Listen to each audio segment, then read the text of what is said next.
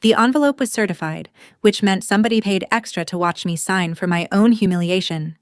Inside was an invoice, a real one, with a logo at the top, a line that read, "Balance due, $80,000, and a due date 30 days out." My mother-in-law had mailed it 4 months after the divorce was final. At the bottom, in her tight blue cursive, she'd written the one line that told me everything about the family I'd married into. Family pays its debts. I didn't call a lawyer first. I opened a green folder I'd kept for 7 years. What I mailed back 48 hours later made the certified letters stop for good. Welcome back to Calm Drama Stories, where the quietest person at the table often keeps the most careful records, and where a soft voice can settle the loudest debt. If boundaries, receipts, and self-respect are why you're here, tell me in the comments where you're watching from, and be sure to subscribe. My name is Anna Ashford, I'm 34, and I keep books for a living. This is the invoice that changed everything. I read that invoice 3 times standing at my kitchen counter. The first time, I laughed. A short, dry sound that didn't have much left in it. The second time, I noticed the details. Because details are my job. There was an invoice number, a date, a line item that said wedding services rendered, as if my marriage had been a catering order she was still waiting to be reimbursed for. The third time, I set it down and watched my own hand, and my hand was shaking. Not over the money. I want to be clear about that from the start. $80,000 is a serious number, but I've stared down serious numbers my whole career and never once flinched. What shook me was smaller and worse. Marlene had taken 7 years of my life and reduced them to a single line that said balance due. 7 years of holidays and hospital waiting rooms and quiet transfers I never mentioned. She had turned all of it into a bill. I stood there long enough for the coffee to go cold. Then my phone buzzed against the counter and I almost didn't look, because I already knew that tone in my chest that says the day isn't done with you yet. It was a text from Bethany, Grant's younger sister. 3 little dots. Then a message that landed like a slap. You know what you owe. I stared at it. Not what do you think you owe. Not can we talk. You know what you owe. Like it was a fact already decided in a room I hadn't been invited to. And that was when I understood the invoice wasn't one angry woman acting alone. The whole family had been meeting about me. They'd built a story. And in that story, I was the thief. You have to understand what Millbrook is to understand why a fake invoice could scare me at all. It's a small town in the flat middle of the state, the kind with 1 good grocery store, 2 churches, and a memory that never lets anything go. In a place like that, your reputation isn't a soft thing, it's currency. It gets you a fair price from the mechanic and a front pew at a funeral, and the benefit of the doubt when your name comes up. I'd spent a decade building mine one careful invoice at a time, so when I walked into Harlan's Market that Thursday, I felt the change before I understood it. 2 women I'd known for years were near the produce, and when they saw me, their conversation stopped a half-second too fast. One of them smiled the way you smile at a stranger you've decided something about. The other just looked at her cart. I picked up my milk and my bread, and I heard it on my way out. Low, but not low enough. She cleaned out that whole family and left poor Grant with nothing. That was the story. That was the version of me, now walking around my own town wearing my face. And the cruel thing about being talked about is that you can't fight fog. There's no meeting to attend. No form to file. Somebody hands you a role you never auditioned for, and everyone starts treating you like you've already played it.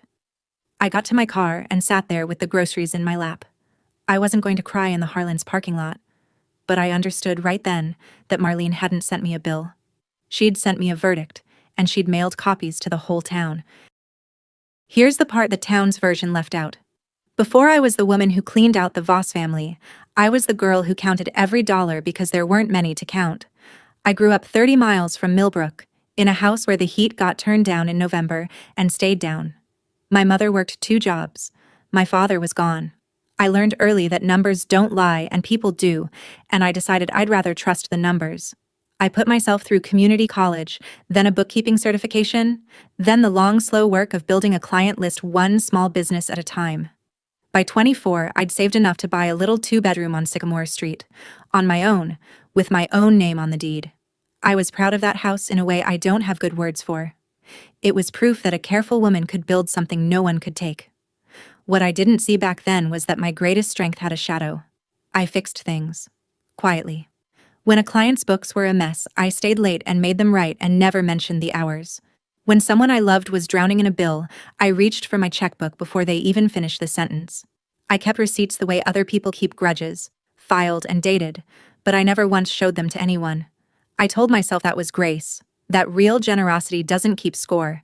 I believe that less now, because there was a green accordion folder in the bottom drawer of my desk, and for 7 years it had been quietly filling up with the true cost of loving people who never planned to pay me back. I just hadn't opened it yet. I didn't know I was about to have to. I should tell you about Marlene, because a villain you don't understand is just a cartoon, and Marlene was never a cartoon. She grew up on a failing farm and married into a struggling one, and she spent the lean years counting every dollar twice, because there was never a second one waiting behind it. She and Walter held the Voss place together through droughts and bad markets, and Marlene guarded the family ledger like scripture. I respected that once. I still do. A little. But hardship does strange math on a person. Somewhere in those thin years, Marlene stopped believing that anything given could simply be given. In her mind, every dollar she ever spent on her children was a loan against a future return, and love itself was just credit extended at a high rate of interest. Nothing in this family is free, she used to say, and she'd say it smiling, like it was wisdom instead of a warning. When Grant and I got engaged, she offered to pay for the wedding, and I was young and grateful, and I thought it was kindness. I know now it was an investment. She was buying a stake in a marriage she expected to appreciate.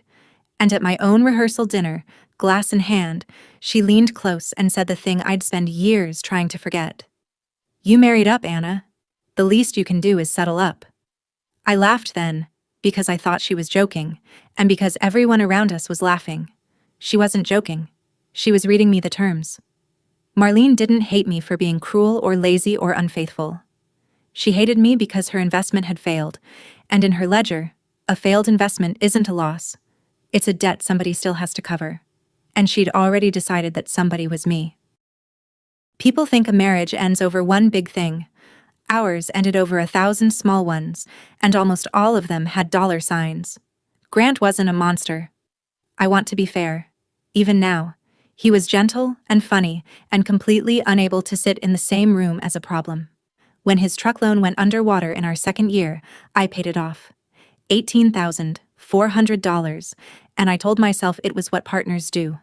When he got a DUI in year 3, I hired the lawyer and covered the fines, because the alternative was watching him lose his license and his job in a town that would remember both forever. When his mother's roof failed in a January storm, I wrote the check for that too, because she was family, and family doesn't let a widow sit under a leaking roof. Back taxes he'd hidden. A food truck he was sure would change our lives and abandoned in a rented lot within a year. Every time I reached for my checkbook, and every time I logged it. Not because I planned to collect. I want you to hear that. I never once thought of it as a loan. I thought of it as the ledger of a marriage, the ordinary arithmetic of two people building a life. But some old instinct in me, the one from the cold house and the 2 jobs, made me keep the record anyway. The date, the amount, the reason. Screenshots of the transfers, the cleared checks, folded into that green folder and forgotten. I couldn't have told you why I did it. I only knew that a woman who grew up watching numbers save her didn't throw a receipt away. It turns out the instinct I was almost ashamed of was the only thing that would save me. I didn't leave Grant in a blaze. There was no screaming match, no thrown ring, no cinematic betrayal for the town to chew on. What happened was quieter and, I think, sadder. I woke up one morning at 33 and realized I had been the only adult in my own marriage for years, and that I was tired in a way sleep couldn't touch. The last straw wasn't dramatic either. It was a joint account. Grant had let his mother talk him into moving money out of our shared savings to cover one of her farm expenses without telling me, and when I found out, he didn't even see the problem. She needed it, he said, like that settled it. Like our savings were just Marlene's reserve fund with a delay built in. I sat with that for a long time. Then I did what I always do. I got organized. I met with a lawyer. I gathered our records. And I filed cleanly, fairly, asking for nothing that wasn't already mine. I kept my house on Sycamore, because it had always been mine. I didn't touch the farm. I didn't ask Grant for a dime, not even the tens of thousands sitting in that green folder. I just wanted out with my dignity intact. The judge signed the papers on a gray Tuesday in March, and I drove home to my own quiet house and thought, that's the end of it. I believed the divorce was a door closing softly behind me. Marlene believed it was the day her billing cycle finally came due, and 4 months later, a certified envelope landed on my counter to prove which one of us had understood the situation. I'd thought signing the papers ended things. She'd thought signing the papers meant it was finally time to invoice. The morning after the invoice came, I called Rebecca Hale, the attorney who'd handled my divorce. I read her the whole thing, line item and all, and there was a pause, and then she laughed. Which is not what you expect from a lawyer on the clock. Anna, she said, this isn't a bill. It's a piece of paper with delusions of grandeur. She walked me through it plainly. Money earned during a marriage is marital property. Except for a few narrow exceptions, one spouse can't simply invoice the other for a wedding gift years after the fact, and a mother-in-law has even less standing than that. Legally, Rebecca told me, this is nothing. Don't pay her a cent. Don't even dignify it with a check. I felt the first loosening in my chest since the envelope arrived, and then Rebecca said the thing that tightened it right back up. But hear me on this, she said. Legally, it's nothing. Socially, she just handed everyone in that town a story, and stories don't care about the law. I sat down slowly, because she was right, and I'd already felt it in the Harlan's parking lot. Marlene wasn't trying to win in a courtroom. She knew she couldn't. She was trying to win in the pews and the produce aisle and the parking lots, in all the places where the law never shows up, but the whole town keeps score. A judge would throw her invoice out in 10 minutes, but no judge could stop Bethany's whispers, or make those two women at the market meet my eyes again. The debt wasn't real. The verdict was. And I understood, hanging up the phone, that if I wanted my name back, I couldn't fight this where Marlene was weak. I'd have to answer her where she thought she was strong. The second letter came 9 days later, and it was dressed up nicer than the first. Where the invoice had been all Marlene, this one wore a costume. It was typed on heavy paper, full of phrases like outstanding obligation and good faith resolution, and it was signed by Dale Renner, paralegal.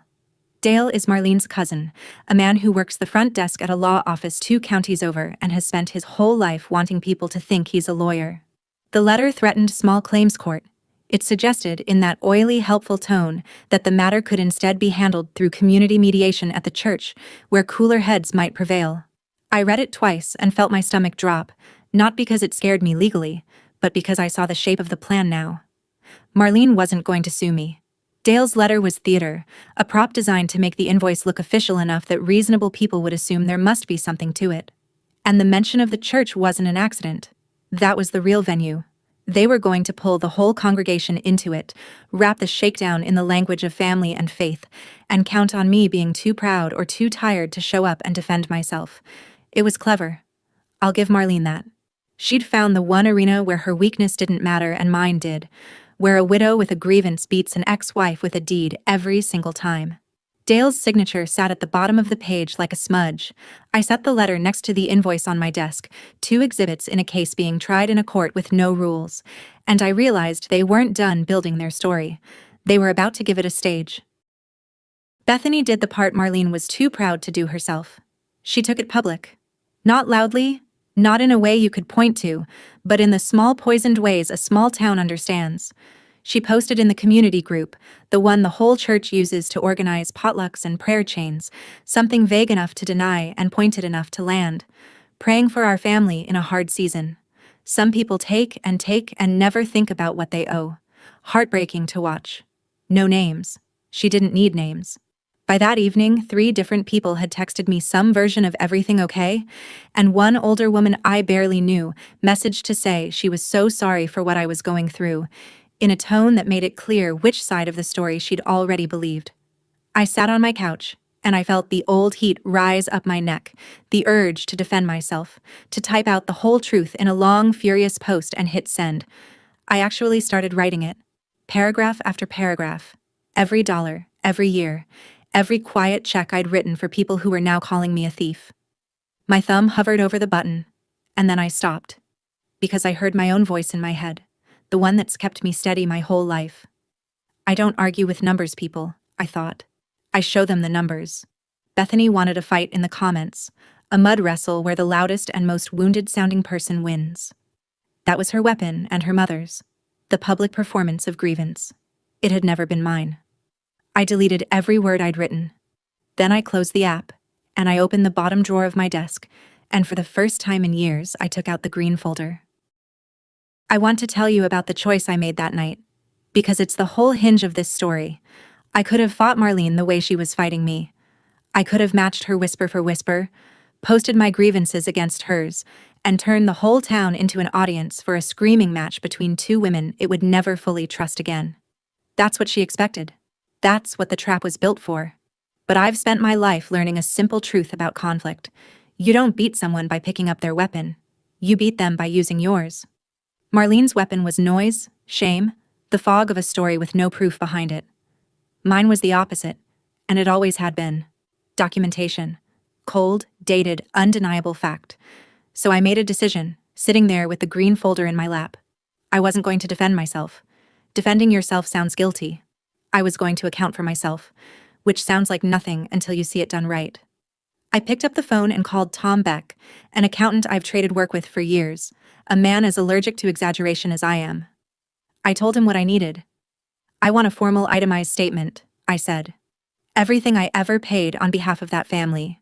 Every date, every amount, every cleared check, sourced and totaled, on letterhead. He was quiet for a second. Anna, he said carefully, you know I have to ask why. I told him the truth. Because someone sent me a bill, Tom. I'm just going to make sure the account is complete. He said he'd have it in a few days.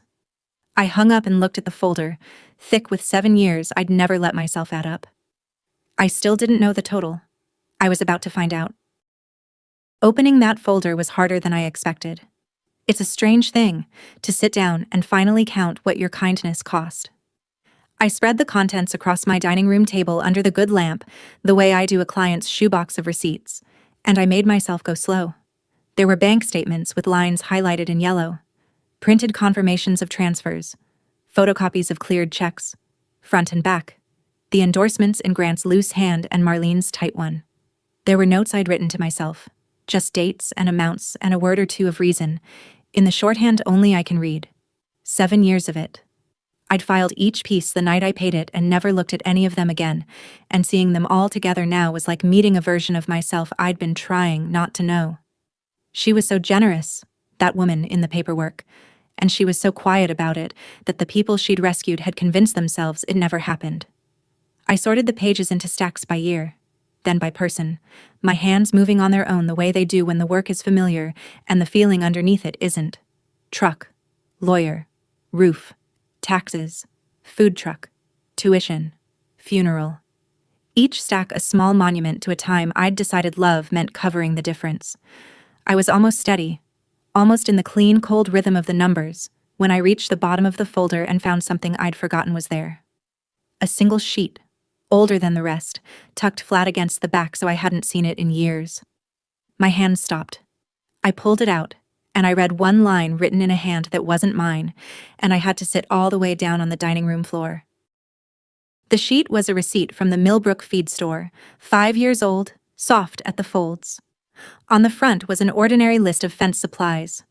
On the back, in blue ink gone faint, was a single line in Walter Voss's handwriting. Keep your receipts, Anna. Kindness and proof were never enemies. I remembered the day he'd written it, though I hadn't understood it then. It was a few months before his heart gave out. He'd asked me to help him sort the farm's books, because his eyes were going and Marlene guarded the ledger too jealously to actually organize it, and I'd spent an afternoon at his kitchen table making his columns line up. When we finished, he'd looked at me for a long moment, this quiet old man who saw more than he ever said, and he'd scribbled that line on the nearest scrap of paper and pressed it into my hand. I'd thought it was just farmer's advice about taxes. I'd filed it and forgotten it. Sitting on my dining room floor 5 years later, I finally heard what he'd actually been telling me. He knew his wife. He knew the way she kept score, the way she could rewrite a gift into a debt if it ever served her. And he was warning me, gently, in the only way a man like Walter could, that one day I would need to prove I'd been good, because being good would not be enough on its own. So I laid his receipt on the table beside the 7 stacks, and I let myself add it all up for the first time. Truck loan, $18,400. The DUI lawyer and fines, $9,200. Marlene's roof, $14,500. Grant's back taxes, $11,300. The food truck, $16,000. Bethany's community college tuition, $7,600. Walter's own funeral, $6,800. Because when he died, I was the one who quietly paid to bury him. I ran the tape twice to be sure. And then I sat in the lamplight and looked at a number I'd spent 7 years refusing to see. Tom Beck called 2 days later, and his voice had a careful flatness I recognized, the sound of a numbers person delivering a number that means more than it says. I ran it 3 times. Anna, he said, cross-referenced every check against the statements. It all sources. He read me the total, and I already knew it, because I'd run the same tape on my dining room floor, but hearing it in his steady voice made it real in a way my own math hadn't. $83,800. I sat with the phone against my ear and did the one piece of arithmetic that mattered. Marlene had billed me for $80,000. Over 7 years without ever being asked, without a single word about it, I had already paid that family $83,800. I hadn't just covered her invoice, I'd overpaid it by $3,800, years before she ever wrote it. There's a particular silence that lives inside a fact like that. Not triumph. I didn't feel like celebrating. It was closer to vertigo, the floor of the whole story tilting under me. Everything I'd been called reversed in a single line. She cleaned out the family. That's what the town believed. And the truth, sourced and dated and sitting in a folder, was the exact opposite. I was the one who'd kept them afloat. I was the difference between the Voss family and the version of it that lost the farm. Tom asked me quietly what I wanted him to do with the statement. I told him to put it on letterhead, sign it, and send me 2 clean copies. Then I hung up and stared at the number until it stopped looking like an accusation and started looking like an answer. Now I only had to decide how to deliver it. I'm not going to pretend I was above wanting to burn it all down. I had the receipts now. I had a number that made Marlene's invoice look like a lie told in broad daylight, which is exactly what it was. And I had the same community group Bethany had used to poison my name, sitting right there on my phone, waiting. I could have posted all of it. The statement, the cleared checks, the funeral I'd paid for while they called me a thief. I could have written one devastating post and let the whole town watch the Voss family's story collapse under the weight of its own arithmetic. I got as far as opening the app. I even had the photo of Tom's statement ready to attach. My thumb sat on the screen for a long, ugly minute while I imagined it, the comments turning, the vindication, Marlene finally feeling the exact thing she'd made me feel in that parking lot. And then I closed it. Not because I'm a saint. I want to be honest about that. I closed it because I finally understood the trap all the way down. Public shaming was her weapon, not mine.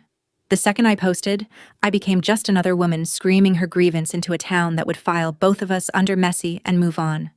The truth would get lost in the noise, which is the only place a lie like Marlene's can survive. No. If I was going to answer her, I'd answer her with the truth, out loud in front of witnesses, but on my terms, in a way no one could reduce to a comment thread. I wanted an audience too. I just wanted the truth to be the one on stage, not my temper. I put the phone down, and 2 days later, the invitation came that gave me exactly the room I needed. The invitation came through Grant, which was its own kind of cowardice, a text from a man too soft to call. Mom's doing the farm's 40th anniversary dinner at the church hall Saturday, he wrote. Whole family, lot of folks from the congregation. She thinks it'd be good if you came and we settled things like adults. I read it 3 times, and each time I understood the plan a little better. Marlene wasn't inviting me to make peace. She was building a courtroom and calling it a celebration. 40 years of the Voss farm, the widow who'd held it all together, the whole congregation gathered to honor her. And there, in the middle of it, the ungrateful ex-wife who owed the family $80,000. She'd stand up in front of everyone she'd spent 9 days preparing, and she'd raise the debt gently, sorrowfully, the way she does everything, and she'd count on the crowd and the candles and my own pride to do the rest. Either I wouldn't show, and my absence would confirm the story, or I'd show and crumble, and my crumbling would confirm it too. She'd designed a room with no exit for me. That was the mistake. because Marlene had spent so long thinking about the stage she'd built that she never once asked what I might bring onto it. She wanted an audience. So did I, and for the first time in months, our interests lined up perfectly. I texted Grant back something short and calm. "Tell your mother I'll be there." Then I set my phone down and looked at the 2 clean copies of Tom's statement sitting in their crisp envelopes on my desk, next to a single page from Rebecca I'd asked her to write. She wanted an audience. So did I. But for a very different show. Before I take you into that church hall, let me say something to you directly, because I know some of you are sitting there wanting to reach through the screen and tell me to just pay it and be done. Believe me, I understand tired. I understand wanting the quiet more than you want the truth. But there's a difference between keeping the peace and letting someone rewrite your whole life, and I'd already lived on the wrong side of that line for 7 years. If you've ever been billed for your own kindness, type receipts in the comments, because I promise you're not alone, and stay with me, because the folder isn't the twist. The dinner is. That week, I prepared the way I prepare for anything that matters. Not with anger, with order. Tom's statement came back exactly as I'd asked, on his firm's letterhead. Every line item dated and sourced, the total in bold at the bottom, copies of the cleared checks attached behind it like a spine. It was, I'll admit, a beautiful piece of work. In the way a thing is beautiful when it's simply and completely true. I asked Rebecca for one more page, a short plain letter on her firm's letterhead stating that the invoice I'd received had no legal standing whatsoever, that marital funds are not a debt one family member can bill another for years after the fact. I wasn't going to lead with the law, but I wanted it in my hand in case anyone in that room mistook Marlene's paper for something real. I slid both documents into 2 envelopes and set them by my keys. I laid out my clothes the night before. Nothing fancy. The kind of plain good clothes you wear to church. And Saturday evening, I drove to the church hall with the truth-writing shotgun. The church hall was done up the way that church does everything, warm and a little worn, folding tables in long rows under the yellow lights, the smell of church coffee and roast chicken thick in the air. There was a banner over the stage, celebrating 40 years of Voss Family Farm. Marlene had spared no effort. She sat at the head of the longest table like a matriarch holding court, and when I walked in, I watched the news of me travel across the room in a wave, heads turning, conversations dipping, the particular hush of a lot of people pretending they weren't waiting for exactly this. Bethany saw me and gave a small, tight smile, the smile of someone who thinks she's already won. Dale Renner was there too, hovering near Marlene with a folder of his own, playing lawyer. And Grant. Grant was near his mother, and when our eyes met, he looked away so fast it was almost a flinch. I found a seat near the middle of the room, not hiding in the back, not charging the front. I set my small stack of envelopes on the table in front of me, and I folded my hands, and I waited. I want you to picture the whole room in that moment, because Marlene had staged it perfectly. Every face was arranged to watch a widow gently ask a thief to do the right thing. They were all so sure of the play they were about to see. I sat in the middle of it, calm as a Sunday, and I felt something I hadn't felt since the certified envelope hit my counter. I felt steady. Because for the first time, I knew something the whole room didn't. And Marlene, rising now from the head of the table, tapping her water glass with a spoon, had no idea she was about to hand me the floor. Marlene stood, and the room went quiet the way rooms do for her, out of respect and a little bit of fear. She thanked everyone for coming. She talked about Walter, about 40 years of dawns and droughts and holding on, and she was good. I'll give her that. Her voice catching in all the right places. And then she turned, slow and sorrowful, until she was looking right at me, and the whole hall turned with her. "I didn't want to do this here," she said, in a voice pitched to Carrie. "But this family has always believed in handling things honestly, in front of the people who matter. Anna, you know why the Lord put this on my heart tonight. I paid for your wedding. $80,000 out of a widow's savings because I believed in you. And when you left my son, you left that debt behind you like it meant nothing." She let it hang there. A few people shifted. Somewhere behind me, someone murmured. "I have prayed on it," Marlene went on, "and I keep coming back to the same simple truth. Family pays its debts." That was the line. Her line, the one from the bottom of the invoice, now spoken out loud in front of the whole congregation, dressed up as faith and grief, and a widow's wounded love. It was masterful, honestly. Half the room was already nodding. She'd made herself the picture of dignity, and me the picture of a woman who'd stolen from a grieving mother. Then she folded her hands and looked at me with something almost like tenderness, the cruelest part of all, and she said the words that were meant to break me. "So I'll ask you, in front of everyone, when are you going to make it right?" And every face in that hall turned to watch me fall apart. I stood up slowly.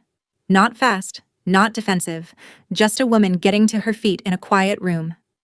I could feel every eye on me, waiting for tears or shouting, for the guilty flush or the ugly outburst that would prove Marlene right. I gave them none of it. I've learned that the calmest voice in a loud room is the one people finally lean in to hear. "Thank you, Marlene," I said, and my voice came out even and clear. "You're right about one thing. In fact, you're right about the most important thing." And I paused, and I let the room hold its breath, because I could feel her bracing for a fight she was sure she'd win. "Family pays its debts," I said. "I believe that too. I've always believed that." Something flickered across Marlene's face then, the first crack, because she'd expected me to deny it, to argue the invoice, to make myself small and defensive. Instead, I'd agreed with her, and agreement was the one move she hadn't prepared for. I reached down and picked up the first of my envelopes, and I held it lightly, unhurried, the way you hold something you're certain of. "You paid for my wedding," I said, "and I won't stand here and pretend you didn't. That was real, and it was generous, and I've never once forgotten it." A few people relaxed, thinking this was the part where I surrendered. Marlene's chin lifted, victory already gathering in her posture. "But before I open this," I said, and I looked around the room now, at all of them, the neighbors and the cousins and the congregation she'd assembled to watch me lose, "let's make sure everyone here gets to hear both sides of the ledger. Because a debt is a two-way document, and I've kept my copy." I opened the first envelope, but not for the statement yet. I took out Rebecca's single page and I held it up, unfolded, so they could see it was real letterhead, a real firm. "I'm not going to bore you with lawyer talk," I said, because I didn't come here to hide behind it. "But since there's been an invoice going around and a letter from a paralegal threatening court, I think you all deserve to know what my attorney says about it." I read it plainly, just the heart of it. That money earned during a marriage belongs to both spouses. That there is no legal basis, none, for one family member to bill another for a wedding gift after a divorce. That the invoice I received would be dismissed in any courtroom in this state in about 10 minutes. I lowered the page. Across the room, I watched a few faces change. Dale Renner suddenly found something fascinating about his own shoes. Two of the older men who'd been nodding along with Marlene now glanced at each other, the way people do when they realize they've been cheering for the wrong team. Marlene's expression hardened, because she knew this part. Of course she did. She'd never believed the invoice would hold up in court. That was never the point. "But I want to be clear with all of you," I said, and I set Rebecca's letter down. "I didn't come here to win a legal argument. I could have thrown that invoice in the trash and never thought about it again.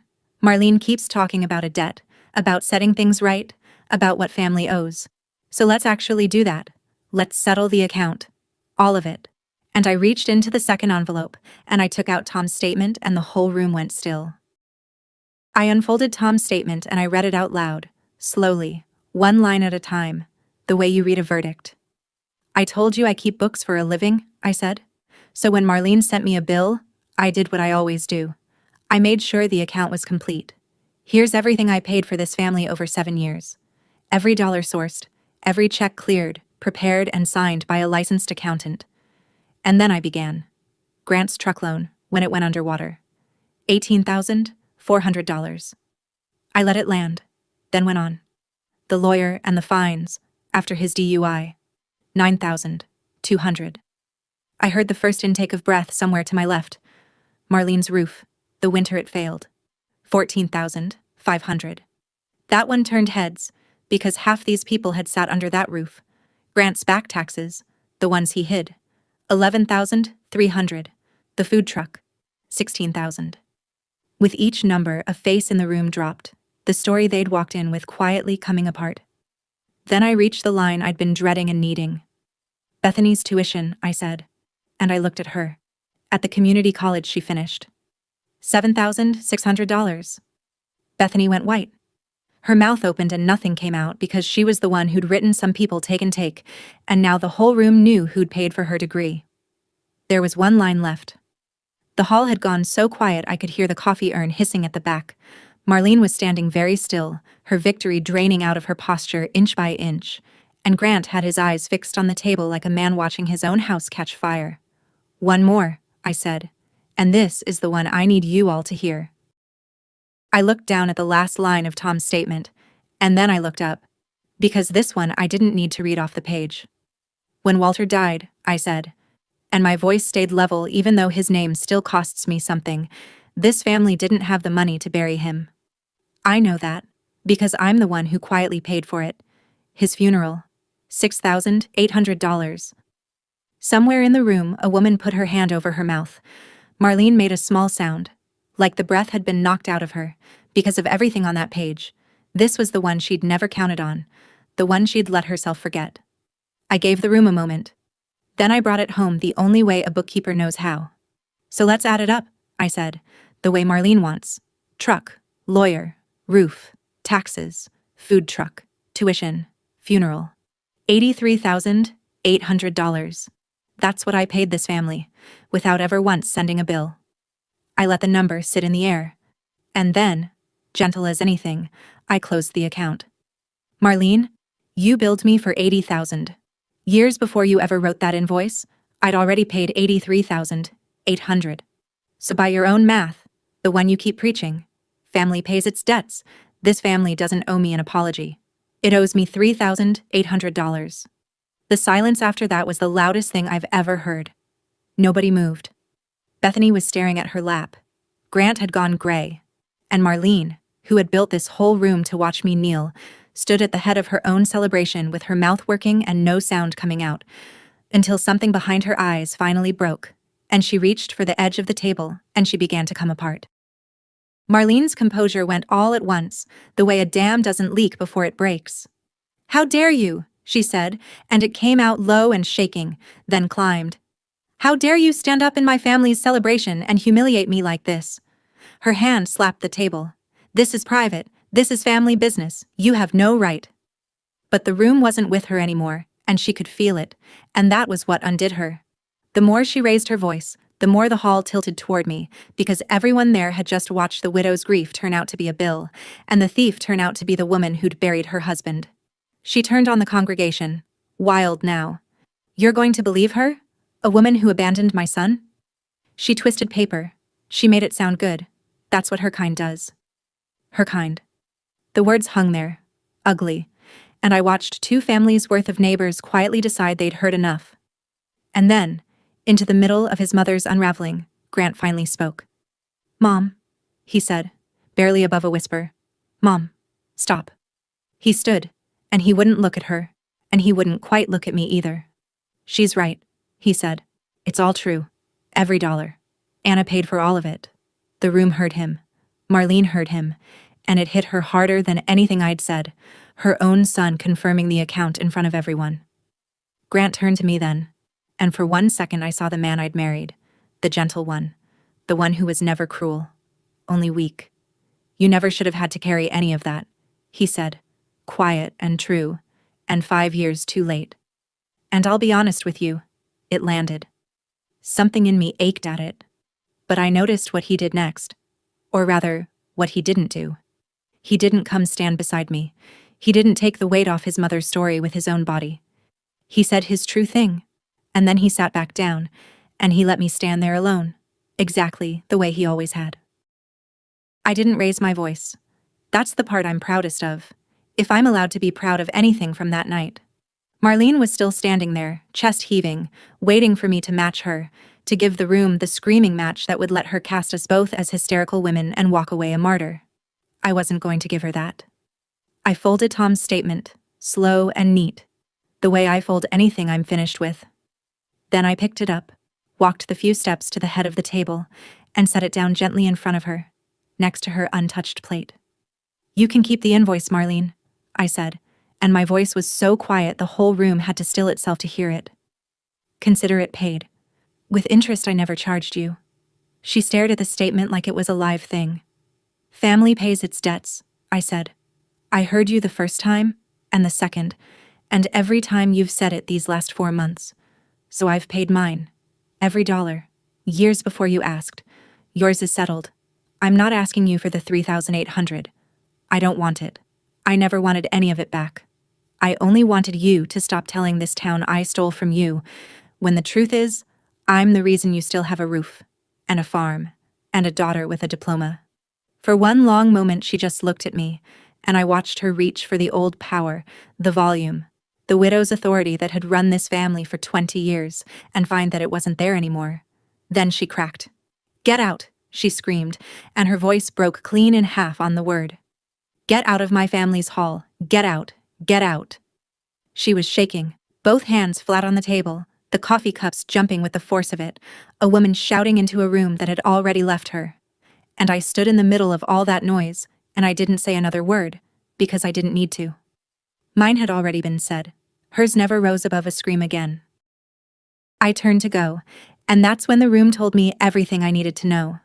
An older woman near the aisle, someone I recognized from years of Sunday mornings, stood up quietly and got my coat from the rack before I reached it, and held it out for me the way you'd help a friend, not a stranger. It was a small thing. It meant everything. As I made my way toward the doors, I felt the shift complete itself, in the little ways a small town shows its hand. A few of the men nodded to me, grave and respectful. A woman touched my arm and said, soft enough for only me, "God bless you, honey," in a voice with no doubt left in it. Nobody looked at Marlene. That was the loudest verdict of all. She was still standing at the head of her ruined celebration, and the whole room had simply turned its back, not in cruelty, just in the quiet way people withdraw their belief once they've seen what it was propping up. Dale Renner had already slipped out a side door. Bethany sat frozen, staring at the table where the truth about her tuition still hung in the air. And Tom's statement lay in front of Marlene, untouched, because not one person in that hall was willing to pretend anymore that she was owed a thing. I pushed through the double doors into the cool night, and the sound of the hall fell away behind me. My car was in the gravel lot under a sky full of stars, patient and ordinary, and I walked to it with my coat over my arm and my hands, for once, completely steady. I got in. I sat for a second in the quiet. And for the first time since a certified envelope landed on my counter and told the whole town I was a thief, I took a full breath, all the way down, and let it out. I drove home through the dark, past the fields and the shut-up stores, back to my own little house on Sycamore Street with my name on the deed. On the passenger seat beside me sat the green folder, the whole 7 years of it, and Walter's soft old receipt tucked back inside. I kept glancing at it at the stoplights. Kindness and proof were never enemies. He'd known. He'd tried to tell me at his own kitchen table, years before I understood I'd need it, that being good would not be enough on its own, that one day someone I trusted would try to rewrite my generosity into a crime, and the only thing that would save me was the quiet habit I was almost ashamed of. I pulled into my driveway and shut off the engine and sat there a minute in the tick of the cooling car. I thought I'd feel triumphant. I didn't. Not really. What I felt was lighter, like setting down a bag I'd carried so long I'd stopped noticing its weight. I carried the folder inside and put it back in the bottom drawer of my desk, where it had lived all along, except now I knew exactly what was in it, and exactly what it was worth. Then I went to bed in my quiet house, and I slept better than I had in months. 2 days later, the certified letters stopped. No apology, no reply, no final threat from Dale, just silence. And it was, I realized, the first honest thing that family had sent me in years. The story didn't end with a bang. It ended the way these things really do, in the slow settling of a town's opinion. The invoice was never mentioned again. Dale's letters stopped as suddenly as they'd started, the whole clumsy machine of them just powering down once it had nothing left to run on. In Millbrook, the change showed up in silences more than words. I walked into Harlan's Market the next week, and the 2 women by the produce didn't stop talking when they saw me. One of them actually said hello. That's how a small town apologizes, mostly. Not with a speech. Just by letting you be ordinary again. Bethany texted me a few days later. "I'm sorry," was all it said, and I looked at it for a long time. I didn't answer it right away, and I didn't answer it in anger. I just let it sit.